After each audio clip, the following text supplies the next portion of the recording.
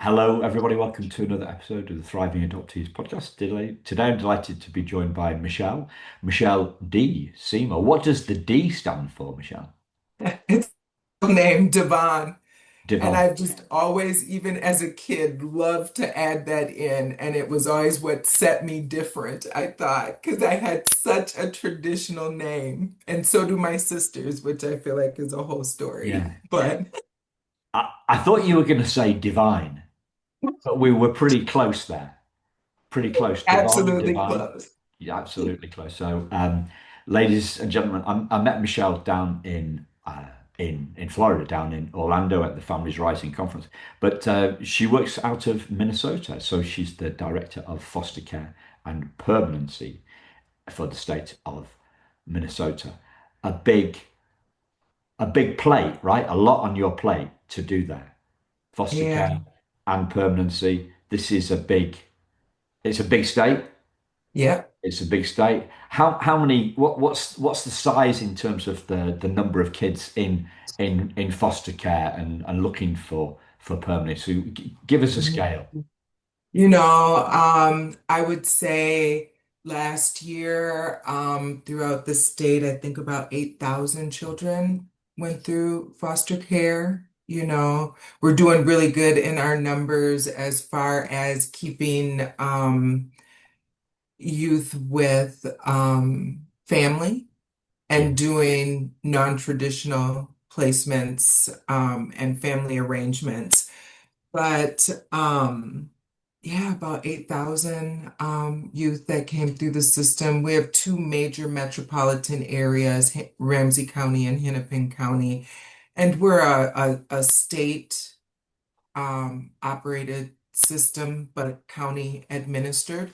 So there's that dual partnership that happens with this wide range of population. We have 87 counties and 11 recognized wow, tribes, which wow. we have partnerships with and help to guide the work, right? Yeah, And so there's a lot of fine lines that are played there.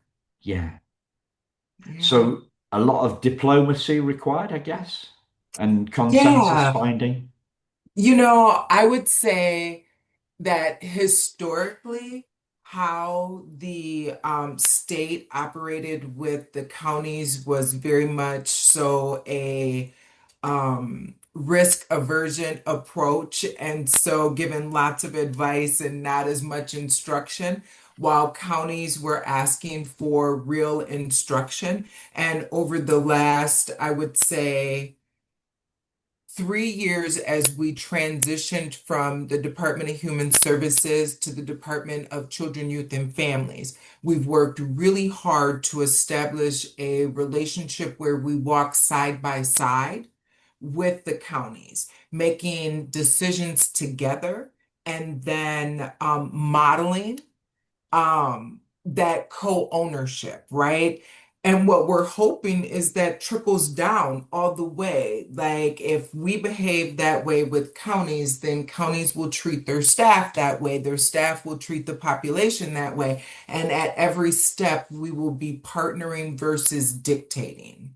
Yeah, Yeah. sounds good. Sounds good. When you hear this word thriving, what what comes to mind? What does thriving mean to you, Michelle? I think it's personal. I would probably have a couple of different definitions thinking about where I'm applying it.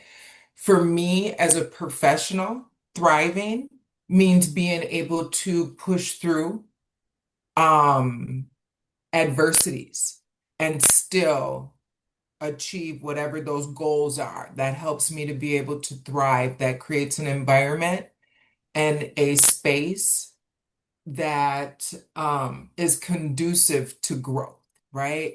I think when I think about our systems and what make our systems thrive, our systems, a thriving system relates back to whoever is within those communities, right? A thriving system is responsive to the needs of the people.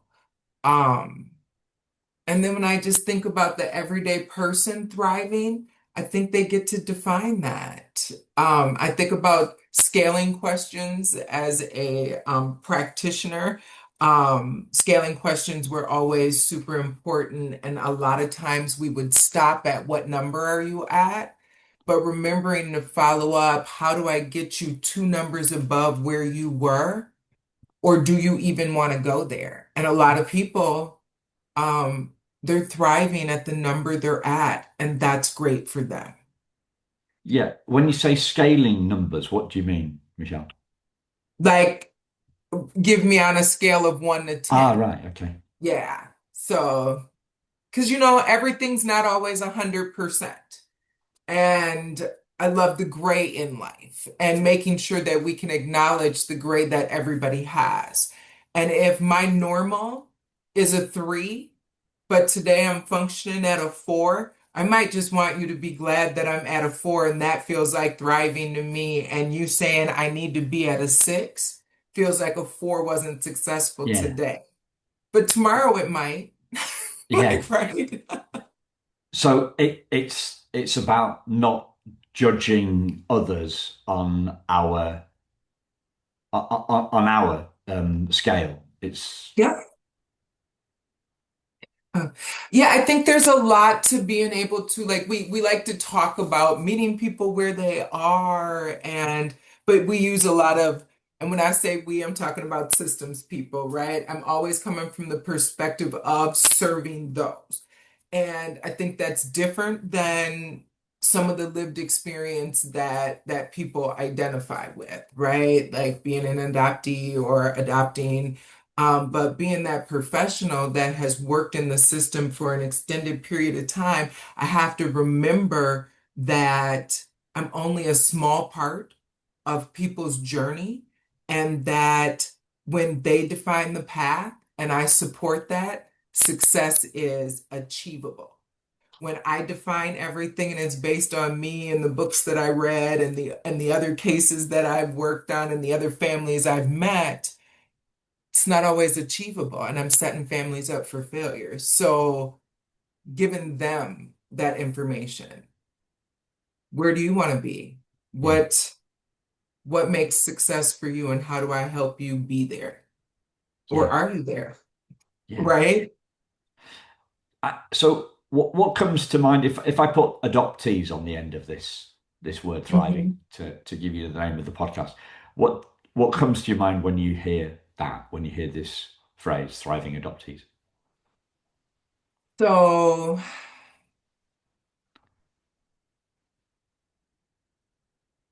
I want to be like I have a bunch of words that are going through my head, and I don't know that it's all the way a sentence yet. I think about connection.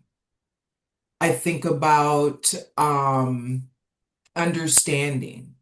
Um, like looking in from the outside, I would say a thriving adoptee had their adoption was rooted in addition versus subtraction, that it wasn't that there wasn't a secret or shame to it. There was open communication. A well-adjusted, thriving adoptee has an understanding of where they came from, why they are there, and is developing where they want to go.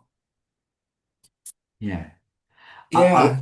I like the addition versus subtraction because a lot of people say adoption starts with loss, Hmm. uh, Yeah. and loss is another word, a synonym for subtraction. Yeah. Hmm. Yeah. But does it always have to be? And how do we create a society that says there's no shame involved in allowing somebody else to be the primary parent of a child you gave birth to and still be involved? Yeah, Like, what does that look like? And how do we remove the idea? Like, because I get it. there's a loss that's there, and everything doesn't have to be a loss. It doesn't have to be No. all or nothing. I was talking to a adoptive mum yesterday, further over to the west of you, over in Utah, and she was talking about the open adoption of her daughter 26 years ago. The fact that she was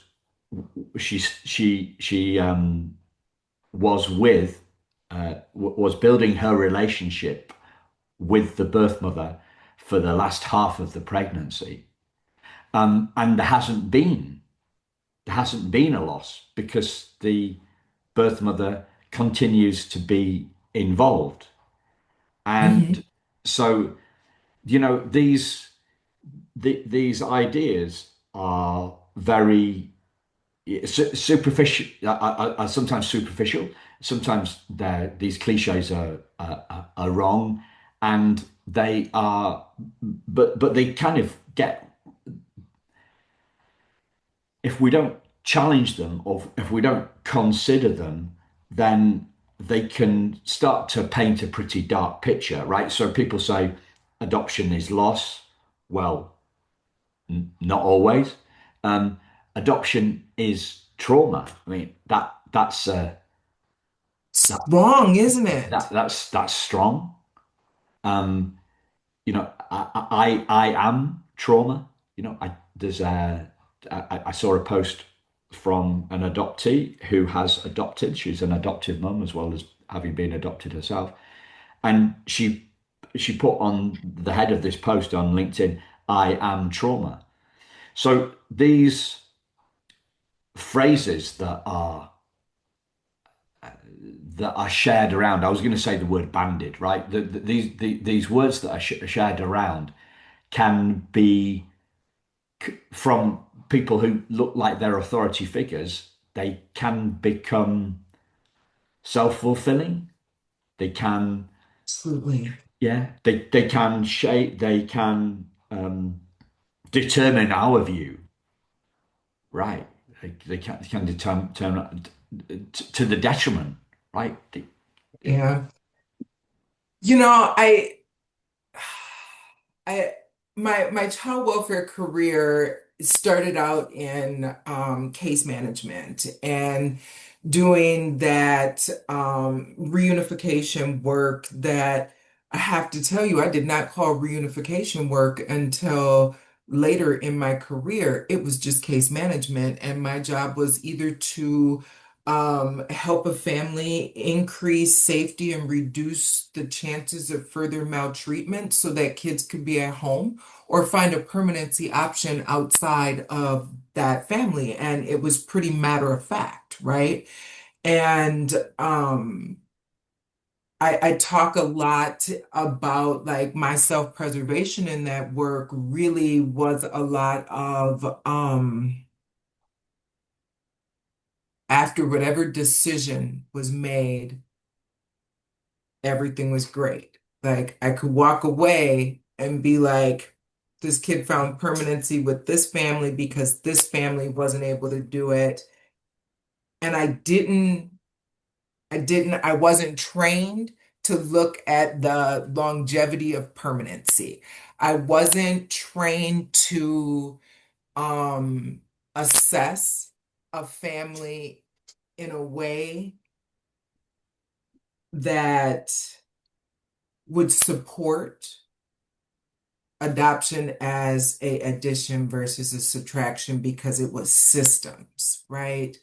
It was very seldomly infants and a consensual adoption. It was a traumatic experience.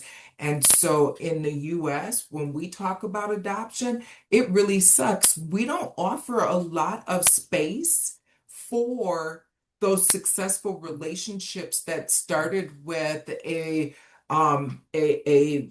man and woman saying, I would like to give my baby to another family to raise, and I want to watch them grow up and be a contributing factor in that child's well-being. And because we think and we've put this dominant culture ideology on parenting, that we punish poor people and women of color for being in the child welfare system. We've already demonized what they look like, how they parent. And so then when a child goes to permanency with another family that we've been saying, you're so great for wanting to take care of this kid from this bad person, it's hard to transition to, but that person has something to offer to those children. That child, naming to that child that they came from somebody broken says they're cracked. Yeah.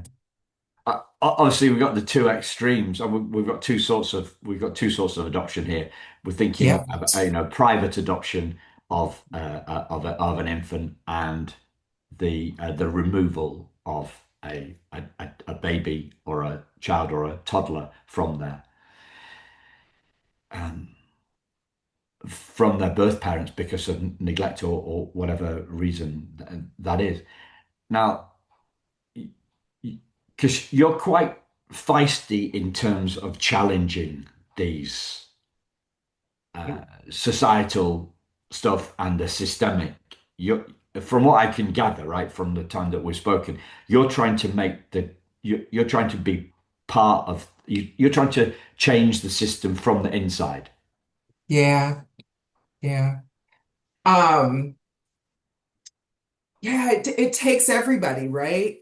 Um, I am honored to be able to be a part of the Minnesota African American Family Preservation Act and Child Welfare Disproportionality initiative and legislation that passed in Minnesota.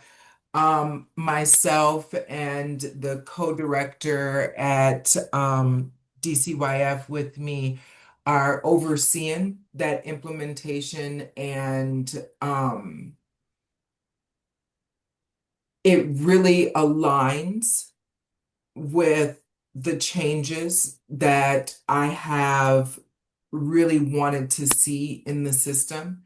Every step in my career has really been a understanding of how the level I was at was being forced to make decisions that were not aligned with what my value system said. And so it was get a little bit higher and I can change that. Oh no, there's another layer here. Get a little bit higher and I can change that. And now I have this opportunity to make this large scale change. And even in how we are rolling it out is different than how we've rolled out other legislation in Minnesota. We are involving the community and those most impacted from the beginning of this legislation. Um, I'm able to get in front of people who have been impacted by the system, will be impacted later by the system. Or have a connection to the people who are being impacted. Like there's this whole like ecosystem of community out there, right? That has the answer for their own people. And this new legislation has allowed us to go out and talk to these people and bring them to the table from the beginning with an understanding that we would like to reduce the involvement of the system in family decisions like it used to be, like when grandma came before and started to help out and made sure resources were there, and um, allowing kids to stay in their own communities, which is another one of those subtraction versus addition. Like we can take a kid from a family and put them in with another family and surround them with resources there, and then put the child back into the family and remove all of the resources and wonder why the child isn't doing as well. How do we add those resources to the family once we've reduced whatever the safety threat was? Yeah, it's big Yeah. stuff, right? It's big stuff. It's big stuff. And my um open, bold discussion around the damage that I know not only my system has done, but I have done, has been part of what has helped me to be able to be in this role and have the opportunity to lead this work. Um, y- and there was a time when people were like, you are not going to get very far with that mouth of yours. And now it's like people are saying, and I feel honored like that people are like, hold on, I heard some of what you said. How do I put you in a space for you to be able to say some more of that? People are relating to the experiences that I've had because I'm not an anomaly all by myself. I'm not just this one person that felt this stuff. um it's happening and it's systemic and it's not me. It's not me being weak and nobody's targeting me. The system is targeting keeping itself doing what it's doing. Yeah. So if somebody's in Minnesota and they want to get involved in this, how can they do that? Yeah, there's lots of ways. So great for you to ask. There are a couple of big things that are happening, and I have to say, our African American Child Wellbeing Advisory Council is now seeking new members. And so that application is open, and that's on the Secretary of the State's website that's available to the public. You would just have to click on it and apply. Applications are going to be reviewed until all seats are taken. There's also a MAFPA CWA website that shows all of the webinars, new information going out, the implementation plan, and every one of the statewide work group meetings are open to the public, Okay. which has been amazing. Yeah. Let me just take a step back. The so it's the African American, Child and Family Wellbeing Council, because I can just Google this and then you don't need to send me the links. I'll Okay. send you the link and I'll add them to the show notes. So that's one. And then the other one that you said was the It's MAFPA. It's the initials for the Minnesota African American Family Preservation Act and Child Welfare Disproportionality Act. There's a website, just the state of Minnesota, when you put in that acronym, and it's the state of Minnesota, DCYF, and it yeah. has all of the Okay. open forums for all of those other meetings. Okay. So we'll add those. We'll add those in. So how do you see the link between 'cause when I see like a golden thread, right? If we want the kids to thrive, if we want the adoptees to thrive, if we want the kids in foster care to thrive, the people, the parents need to be, or the carers need to be thriving. If they need to be, if we want them to be thriving, the people that support them need to be thriving. So that's that golden thread. What does that look like to you, Michelle? So that's that additional work that I do with moral injury and kind of having those discussions with removing the onus from myself, right?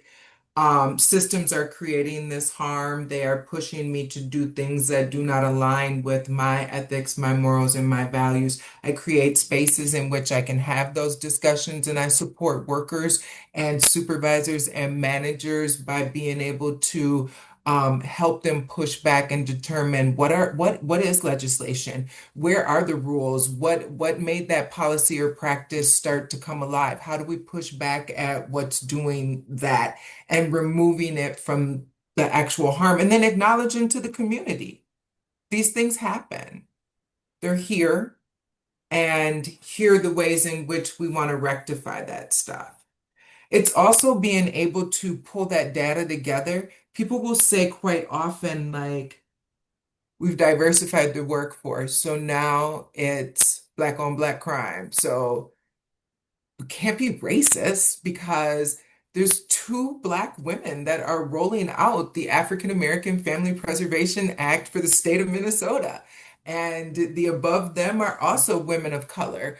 And so then the onus becomes on us, and that's a huge amount of pressure and a idea that the injured parties should have the solution, right? When I think about that throughout the system and how that looks for our children and our parents coming out of the system, we have to find pride in the work that we do and an understanding of who families are and how they work together, right?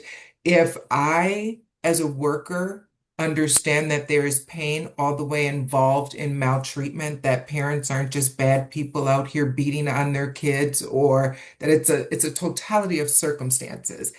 And I build a relationship that circles around the child, that mom and that caregiver can develop a relationship that puts the child first. Why do we not allow foster parents to have relationships with children when the kids go back home? Why do we say that's disruptive and confusing? If mom and foster mom got along and had a relationship, I could tell so many stories of when it worked, right? But one person has to tell one story of when it didn't work. And that is the story that is told over and over and over. We define maltreatment as violence, and it's usually not. It's usually not. We identify people who lost kids in the system as less than. And that message is internalized by the kids, right? But the message is given by the system to the foster parent. First of all, we recruit foster parents like, we have all these kids who need good parents. There's some of that, but there's also like really good parents who need mentors. There's also like families who are struggling with being able to um, have positive, effective discipline for their children. There's people who have mental health concerns and need a little more support, maybe not losing their whole family. Yeah. Can I take Yeah. you back to moral injury? What's Yeah. that? So moral injury is the feelings and the impact that um, one experiences when they have high risk decision making authority that impacts other people and they're not always able to make ethical decisions. Um, I mean, it happens in a lot of talk around it was really associated to the military. Started looking at it more in social work, probably about 15, 20 years ago, really getting more popular over the last 5 years, especially as we've started to talk about the social work code of ethics and what that looks like. Um, Underpaid, under-resourced, professionals working with populations that have high needs and then making decisions based on stuff that is usually harmful to those families, right? I talk about it a lot as it associates to race in the United States, but it is as prevalent with poverty as it is with race. I've had this conversation. I have a friend that I worked with at the state, white lady that we've always pushed each other to look outside of our own experience, right? She worked more on the side of adoption and foster care when she was doing her boots on the ground work, and I was doing more case management. We ended up doing some trainings together, and when we would talk about things, she would talk about feeling judged and not being able to say things when people were giving consequences to families for being poor. Because her relationship to poverty would put her out there to be able to say, no, everybody doesn't have to have toilet paper. Toilet paper was a luxury when I was a kid. And I know you find that disgusting, but that's not a neglect issue, that's a poverty issue. She would say, without me, that we didn't have toilet paper as kids. And it was like, oh my goodness, like, how do you defend that? Or um, I talk about reading court reports and the same language used about a family is then used in an HR complaint about me. And I'm like, those are very aggressive terms. And where does that come from? And not being able to call out, it's because you were conditioned in a system that tells you Black women are aggressive. So your view when you are making decisions about a Black woman's ability to parent is affected by that lens. And that's prevalent in me and that person being described with the same language, because that's how you view Black women, regardless of the relationship you have with Black women. And that moral injury of knowing that and knowing that I signed off on 100 court reports that had that language in it before a complaint was made, where I was able to associate the two, because I too have been conditioned in the same system. It's a clash between what you would do if you had free choice and what the system kind of compels you to do. Is that what it's about? That's the action. I mean, there's also the system not doing what, like, I mean, it's complicated, right? It could be omission, it could be commission, like what I did, and it may be betrayal, right? And so that's that commission part that aligned with the system, being a Black woman working in the system who has caused harm to Black families. That's that moral injury there. There's also that omission moral injury that I talked about with my friend not being able to say, that's really not about neglect. That's about poverty. And so not doing anything at all because of where she may be judged in there. And then there's that system betrayal, right? Like, I have a lot of colleagues who are like, no, I work in social services to help families. I'm a child protection worker because I want to protect children. But you view their parents as a threat, and their parents are their number one protector and protective factor. But you view, and they're like, no, but the system says that if I do these things, they'll get their kids back. And so I'm helping to make them better parents. But then when they don't get their kids back, the system didn't do what the system was supposed to do. And so there's that part. We can talk about it in law enforcement. Like, we know the data shows us that in child protection, Black women, their children are removed at a higher rate.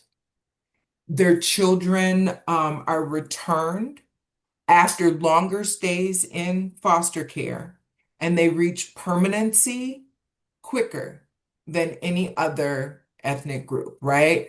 Removal is at a higher rate for Native American women, but if we talk women of color altogether, they're pretty high. When we think about that, and like, my job is to reunify kids, my job is to put families back together.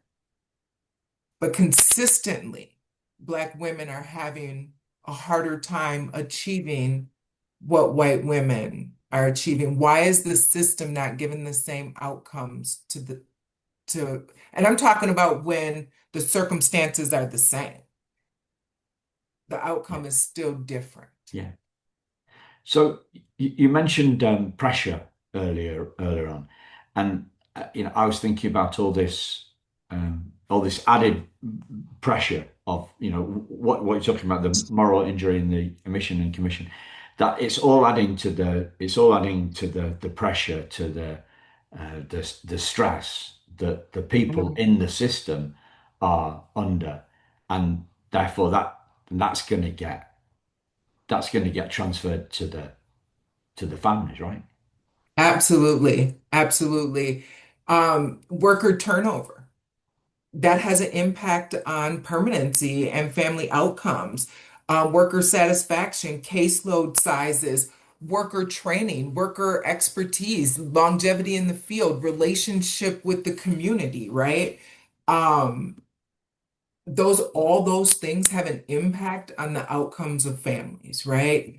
And we don't want to talk about those things. We don't want to acknowledge that the system is harmful. We want to talk about individuals who didn't do the job, or the parent that wasn't resourceful enough, or it's always a blame of the individual. We don't talk about why poverty is so prevalent in certain communities. We don't want to talk about redlining. We don't want to talk about our schools being funded by property taxes. So of course, the kids who live in poor in neighborhoods will have a substantially less resources than in others, but we want to blame the families. But we don't want to acknowledge all of the totality of circumstances. And when I understand those things, then I'm also, it gets so complicated because I'm also that kid that made it, right? Like I was born to parents in the projects. I was a teen parent. I graduated from high school, didn't do very well. My first stint in college, had to do some reconstructing, figuring things out. I had four kids. That's a big family for the US, right? There are all these things, first generation college graduate, first generation homeowner, like all these things. And then I'm out here working in my community, and you got me on the stand talking about how hard it is for a single parent or a teen parent and but I navigated through it, and having the system use that and be able to be like, but you made it, so you should be able to testify that she could make it. I didn't make it all alone. There's so many privileges that I had. Although I had all of these circumstances, I came from a two-parent home. I'm a light-skinned black. There's a difference. I'm biracial. I understand those things in the United States give me an additional layer of privilege. Um, it's a lot, right? It's Yeah. not a one-man show. So before we hit the record button, we were talking about being at effect Mhm. rather than at cause. And we were talking about the weather and how I find that a really interesting metaphor to think about to think to explore the idea or the truth that feelings are an inside job, but we're conditioned Mhm. to believe that there is this thing such as miserable weather, and and so we are at effect that the outside world determines our inside world, Yeah. and yet it doesn't, right? No, it doesn't. It doesn't. But we have to know that. We have to We know do. that. And if we've never gotten that message, how do we teach it to ourselves? Like it's that weird resilience question, right? Like and I've gotten that question. What made you resilient? How did you like I don't know. Like I don't know. I don't know. I did some stuff. I made some decisions. I won some, I lost some. I continued to try to do. I don't know. I don't know. I had a community. I had people around me. Somebody believed in me one day. Like there's a million and one. And was there hard times and adversarial things and all of that stuff? Yeah, cry me a river. And everybody has different circumstances around them. They have different things that fill their bucket. My experience isn't going to be the experience of everybody else, and my determination, my how I define success is not the same as how somebody else might define success. And like my job was always safety. Why did all those other judgments come in? Like, and that's trying to help move the system away from all of those judgments and ideas about people. Like, our job is safety. How do we really focus on safety and allow the community to take care of the community? Yeah. One of the very rare occasions, and actually, yeah, one of the very rare occasions that I've seen and heard Americans dissing Brits, right, has been. has been around our welfare. Mhm. So it was two guys on a like news anchors, perhaps, like on a TV show, and they were poo-pooing, right? They were poo-pooing our welfare system and the money that goes into it. Now, our system isn't, it doesn't, to me, it doesn't seem to be any better than yours. Like Mhm. our British system has exactly the same. Well, it has big challenges too, right? Um, but there's something in there's something in as part of the American psyche that it is more about if it's going to be, it's up to me, right? It's pulling us up by the bootstraps and all this sort of philosophy that Mhm. is usually, like, it's a positive thing, but then these guys were weaponizing that to kind of diss our welfare state, and it was really strange for me to hear. How can you criticize the idea of free healthcare for all? I mean, it's like it's kind of weird. Yeah. Yeah. I mean, somebody, I think I was at a conference and they talked about the phantom service effect.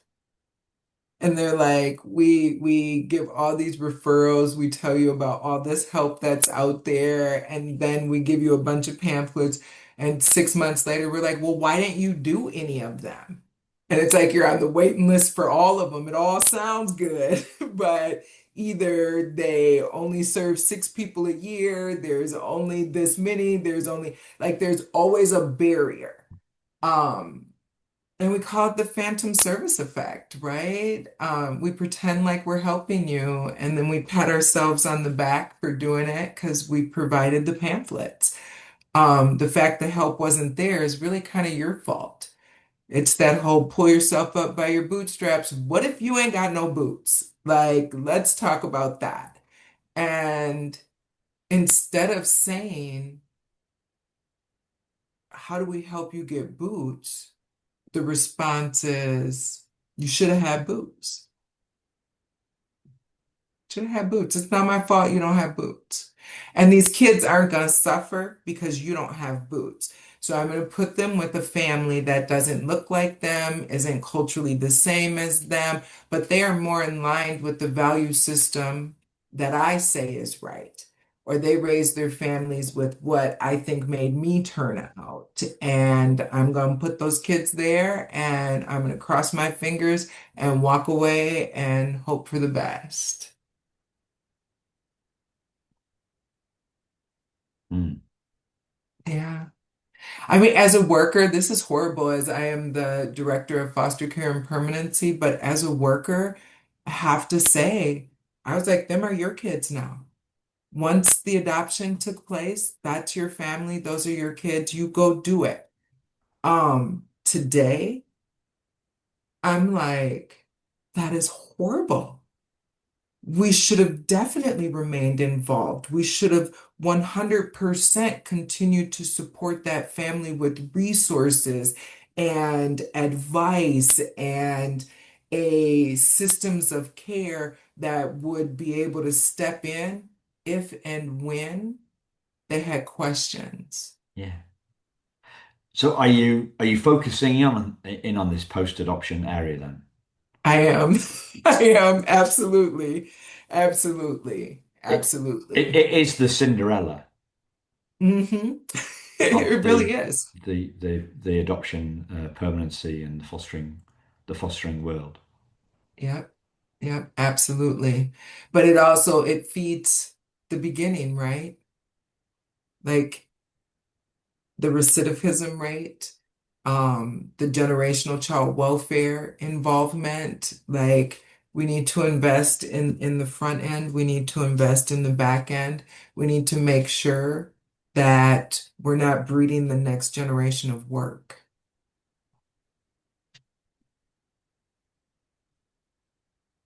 Huge stuff. Huge Huge. stuff. Yeah. So, is there a question that I've not asked you about, Michelle? I'm sure there's loads, right? But a particularly relevant one. Um, no, this has been a great conversation. I love Yeah. that it's thought-provoking. I love that there wasn't a script and we came in and had some real discussion. I feel honored to be able to have this conversation and anybody want to hear what I have to say. Yeah. Can I ask you about the kind of the advocacy side, and I mean advocacy for an adoptive parent or or foster parent listening in terms of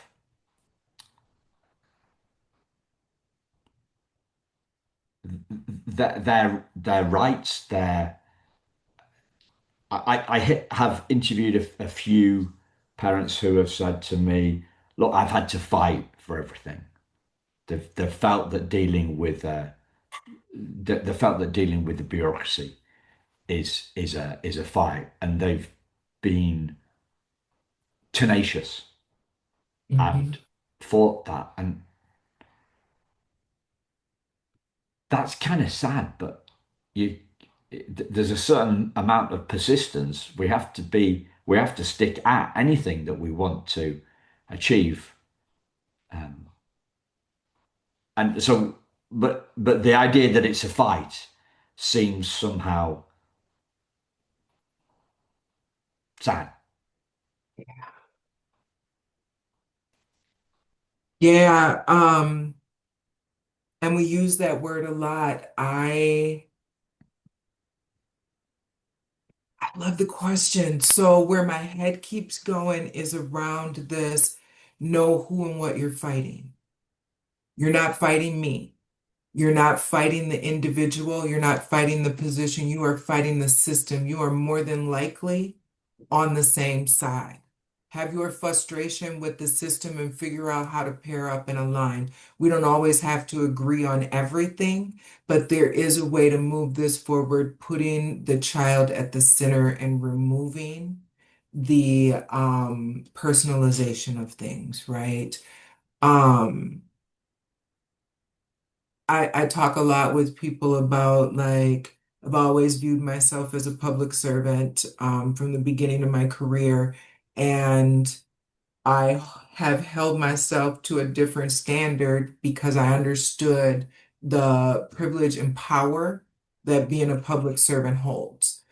I've always understood that how I interpret an interaction or how I talk about somebody holds more weight than how somebody talks about me. Um, and so everybody doesn't do that. Um, Remembering that it's the system and always pushing back that it's the system. I think that's my biggest thing. And when you're not tired no more and you're not appalled at the outcomes, then stop. But Yeah. as long as you are disgusted at the outcomes, please continue to keep coming to the table. Um, I also want to talk about, I guess, I think something about this assimilation that happens. Like I said, I'm a public servant and I work within the system. I also report to the commissioner and have the commissioner has the authority through the governor. Like there are some things that I bring people to the table to, and I'm like, get them. Because I know you can say them and I can't at that particular table. But there's a reason you're at that table, right? Um, and so I think it's that alignment. And I think it's super important to remove the person on both sides. On both sides. Like, I know you're fighting for you and your people in your exact situation, but you're also fighting for change within a system so that it impacts hundreds of thousands of people as it Yeah, trickles all over the country. yeah. And systems aren't set up for change, right? The whole Yep, it's ingrained to stay the same. It's uh, the status quo yep, is what systems want. yep, yep. It keeps dominant culture in charge and defining everything. It creates and continues the same hierarchy that feeds a big system. There's a lot of money that's involved in child welfare. Yeah. Yeah. Thank you, Michelle, and thank you, listeners. A very different, a very thought-provoking uh, episode and an insight into what people like Michelle are doing to try and drive change from the inside. So from the inside, so that they can be the catalyst for the change that we need to see. Thank you for having me. Yeah. Thank you, listeners. Thank you, Michelle. We'll speak to you again very soon. Take care. Bye bye.